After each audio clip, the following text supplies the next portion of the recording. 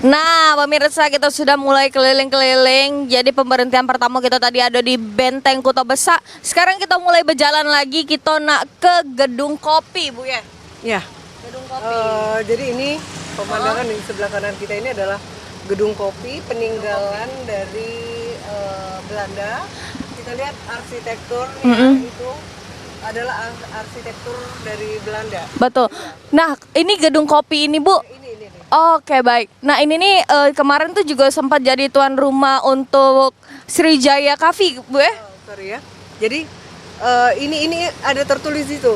Iya. Jacobsen van den Berg. Ya, nah jadi Gedung Kopi ini pemirsa, nama lainnya yaitu Gedung Jacobsen van Berg. Wah, dari namanya sudah Belanda nih kan? Ya, benar. Jadi ini kawasan yang akan diangkat oleh pemerintah Kota Palembang. Baik. Ya, di mana di sini banyak peninggalan bangunan-bangunan kuno yang umurnya udah ratusan tahun. Jadi apakah ke depannya bakal dijadi ke pusat untuk pusat kota tua, Bu? Iya, jadi ini Palembang nanti walaupun memang kita udah pusat kota tua, tapi kita akan merebut untuk menjadi tuan rumah jaringan kota pusaka. Kita akan mengundang tamu-tamu kita dari luar, dari anggota dari jaringan kota pusaka untuk melihat kota tua yang ada di kota Palembang. Kan kota Palembang ini kota yang paling tua, ya. Nah, dan historinya juga banyak ya, Bu ya. Iya benar. Jadi di kiri kanan ini oleh Dinas Kebudayaan kita sudah data sebagai bangunan cagar budaya. Ini banyak kiri kanan ini. Nah, diharapkan juga masyarakat yang berada di sekitar sini juga harusnya ikut berpartisipasi. Ya, paling tidak bisa menjaga nilai-nilai sejarah yang ada di kota Palembang. Betul, setuju sekali, Bu. Jadi selain upaya-upaya pemerintah untuk menjaga sejarah-sejarah kita, ini rumah-rumahnya memang rumah-rumah lama banget ya, Bu ya? Ya, udah kelihatan. Nah, ini Iya. menjadi sudah didata dan didaftarkan ini. Ini sebelah kanan ini. Iya. Nah, jadi itulah pemirsa. Jadi di sekitaran Benteng Kuto Besak itu selain kuliner-kulinernya juga, dan itu bakal jadi pusat kota tua yang ada di kota Palembang ini. Jadi kalau misalnya pemirsa dan ada sanak familinya yang datang dari luar kota, boleh langsung diajak, Bu ya. Iya, benar. Jadi Palembang ini kan kita jujur saja kalau untuk wisata alam ini kan kurang, ya. Jadi paling tidak kita mengangkat wisata religi dan wisata sejarahnya, ya, religi sejarah. Dan jadi inilah yang harus diangkat oleh pemerintah Kota Palembang dengan motonya Palembang Darussalam. Ya. Luar biasa sekali ya, Bu ya. Dan untuk mungkin, Bu, dari Gedung Kopi itu, Bu ya, itu kan cuma gedungnya aja, Bu. Apa kedepannya bakal ada kegiatan-kegiatan kah? Karena Gedung Kopi mungkin akan ada acara-acara kopi dan lain-lain, Bu. Bakal ada, Bu, kedepannya, Bu? Iya, harapannya begitu.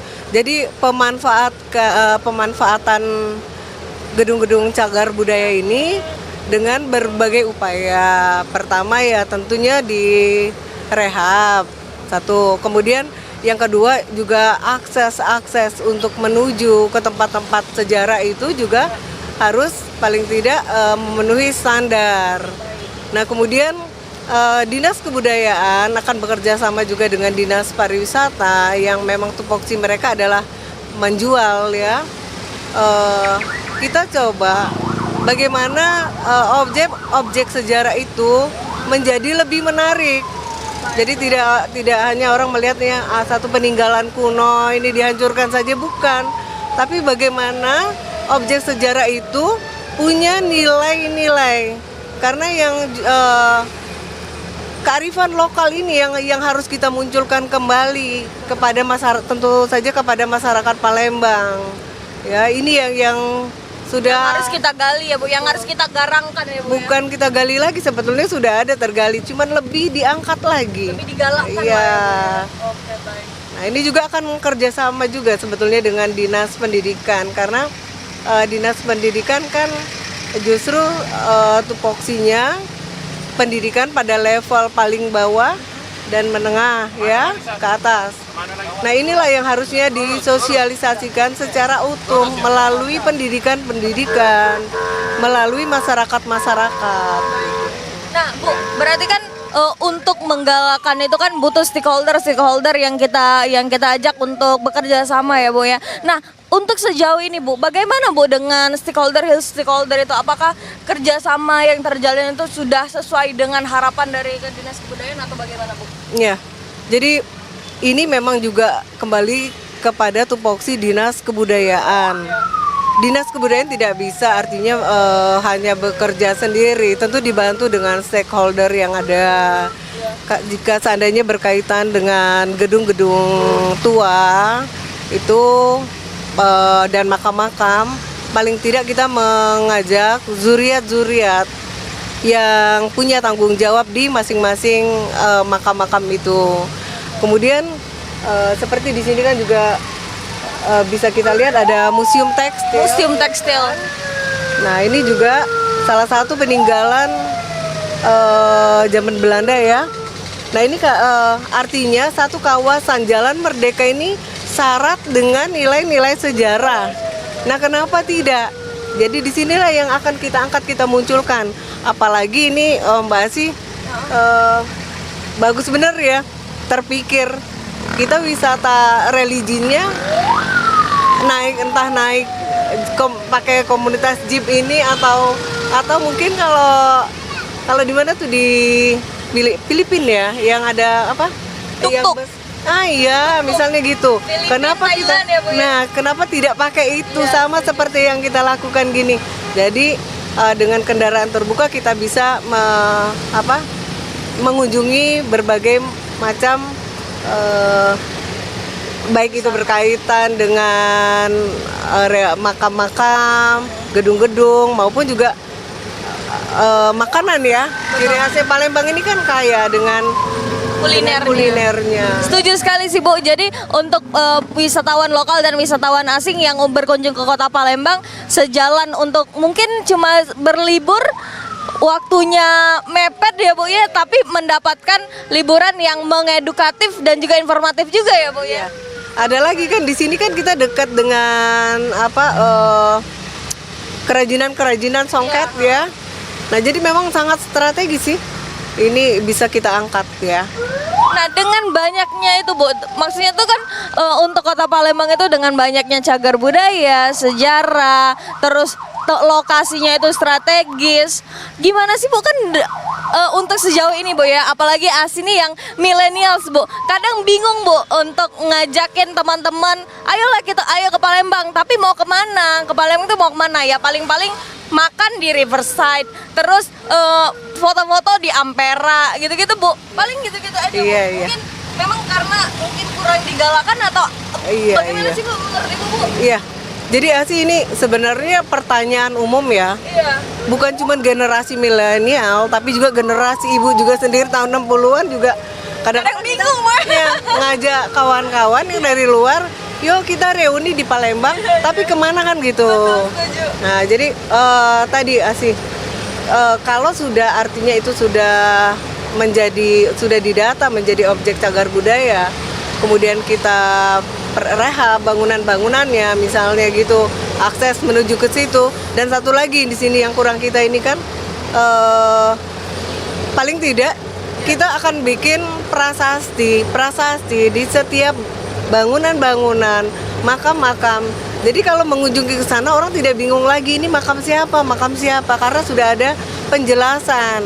Nah, salah satu contohnya kan di Pulau Kemaro. Tidak perlu nanya lagi, langsung sudah tahu ceritanya seperti apa. Jadi tidak perlu kita mau mencari juru kuncinya mana untuk mengetahui sejarah ya, Bu ya. Iya. Jadi, tapi bagaimana, Bu, kalau misalnya untuk prasasti itu pasti kan ada plus minusnya ya, Bu ya. Karena kan sekarang kita sudah untuk informasi kita sudah bisa cari di Google. Nah, bagaimana tuh, Bu, pendapat Ibu, Bu? Kalau di Google kan artinya kita kan harus buka HP ya sih ya. Kalau HP bukannya itu lebih efisien, Bu, tapi Bu. Tapi tidak, pembelajaran ini gini. Pembelajaran itu lebih melekat kali ya. Ini kalau kita langsung melihat kepada objeknya. Setuju. Biasanya gitu. Dan kalau lihat di Google kan panjang ceritanya. Tapi kalau di situ dengan prasasti itu bisa dikemas dalam dua bahasa, misalnya pakai huruf Melayu misalnya, atau dengan bahasa Palembang, sehingga ada daya tariknya di situ orang untuk membaca. Kalau di Google kan paling umum-umum. Nah gitu. Oke, baik, kita bakal ngobrol-ngobrol lagi pemirsa. Ini menarik banget nih karena budaya kita atau sejarah kita tuh banyak, tapi mungkin kurang digalakan saja ya Bu ya. Nah, kita bakal cerita-cerita lagi tentang sejarah, kita bakal keliling-keliling lagi. Makanya jangan kemana-mana, tetap di Halo Palembang Weekend. Nah Bu, kita nih kan sekarang sudah ngomongin tentang cagar budaya, sejarah ya, kita sudah keliling-keliling. Tapi ada lagi Bu yang kita lupa Ibu, yang kayo nian, yaitu kuliner. Dan wong Palembang nih demen nian makan, ya kan? Nah, kalau untuk kuliner Bu, apa sih Bu yang harus kita, yang mungkin sekarang masih, oh ya sudah ini makanan khas Palembang, tapi tidak terlalu kayak, ternyata ada cara-caranya untuk makan itu. Nah, Iya. Jadi kembali kuliner ya, orang Palembang itu makanannya kaya tuh. Betul. Kaya tuh kenapa dibilang kaya? Karena bahan bakunya itu kan terdiri dari ikan ya, paling banyak bahan bakunya ikan. Nah ikan itu selain, kalau kita tuh selain harganya mahal juga artinya banyak ya jumlahnya, karena itu merupakan hasil dari Sungai Musi. Nah untuk masyarakat Palembang sendiri, ini yang akan juga diangkat oleh Dinas Kebudayaan, itu ada cara makan yang sekarang ini sudah mulai jarang dipakai ya sih ya. Ada 3 cara makan di sini. Ada yang kita kenal dengan kambangan, kemudian ada bulu sebatang, dan satunya lagi dengan cara makan ngidang. Iya.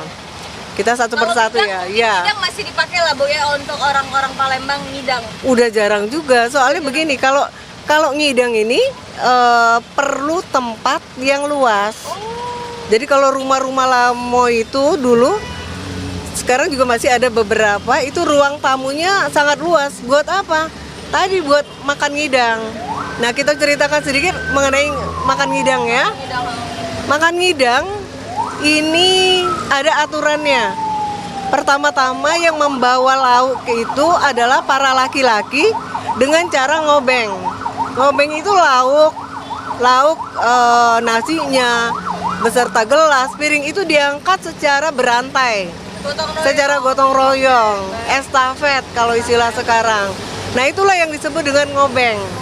Ya, jadi dari tempat dapurnya sampai ke tempat makan hidangan. Laki-laki aja Bu yang ngobeng. Laki-laki karena itu berat ASI. Kalau ASI yakin jatuh bisa. Nah, gitu. Jadi jadi makan Bu ya. nggak jadi. Nah, kemudian cara menghidangkannya biasanya diletakkan dulu seprah. Seprah itu adalah spray taplak meja, petak, ya. Dinamakan seprah. Kemudian diletakkanlah nasi minyak di tengahnya, memakai dulang. Dulang itu nampan kayu. Baru setelah itu masuklah pulur. Ya. Pulur itu adalah isinya ada acar, ada sambal nanas, mungkin mau ditambah dengan serikaya, itu antara lain. Lalapan juga Bu. Tidak ada istilah lalapan, jadi sayur di situ. Nah kemudian ada sayur buncis. Sayur buncis ini Jadi kalau sayur-sayuran dan sambal-sambal. sama sambal itu namanya pulur. Nah kemudian baru masuklah iwak. Tapi bukan kita melihat ada iwak di situ, ada ikan, bukan. Tapi yang dimaksud dengan iwak tadi itu adalah ada ayam atau opor ya, opor. Kemudian ada malbi, itu yang dikenal makanan-makanan lamo itu. Nah kalau tambahan lagi ada kari kambing. Nah sudah pulur, iwak, baru diletakkan piring. Kemudian, Berarti piringnya tuh di terakhir ya Bu ya? Ngapa terakhir coba? Ngapa Bu? Biar gak makan duluan. Itu yakin kalau ASI habis keliling-keliling duluan pasti. Duluan ya Bu. Bisa yang lain. Biar dia makan duluan. Nah Bu, tapi kan Bu dengan tahapan-tahapan yang ada, dengan cara makanan yang beragam itu Bu ya, apakah itu kan sekarang kan apalagi cak kaum milenial itu jujur masih baru tahu Bu. Dan banyak banget informasi yang ngasih dapetin ya Bu ya dengan kita jalan-jalan ini. Ngapu idak do di lebih digalakkan Bu untuk kayak mungkin ada paket traveling yang ke Palembang, itu ada paket-paketnya belajar cara makan, kita tahu sejarah, atau mungkin bakal ada kunjungan-kunjungan dari anak sekolah belajar. Apakah itu sudah ada wacana Bu dari Dinas Kebudayaan atau Camat? Sebetulnya pakai traveling juga salah satu itu bisa. Tapi yang intinya bagaimana kita mengembalikan supaya masyarakat juga kembali ke makanan makan seperti itu. Cuman kalau di acara-acara sedekahan itu kendalanya adalah pertama tenaga yang akan mengidang ngobeng itu kurang, harus banyak itu satu. Sumber daya manusianya. Yang kedua piring yang akan dipakai itu akan jadi banyak. Benar. Tapi tata cara makan itu sebetulnya kalau kita paham itu tamu merasa dihormati. Kenapa merasa dihormati? Makan sepuasnya sih. Satu hidangan itu buat orang 8. Sementara nasinya 1 dulang. Cak mano tidak kenyang perut asi kan gitu. Nah, sudah itu makan sambil duduk.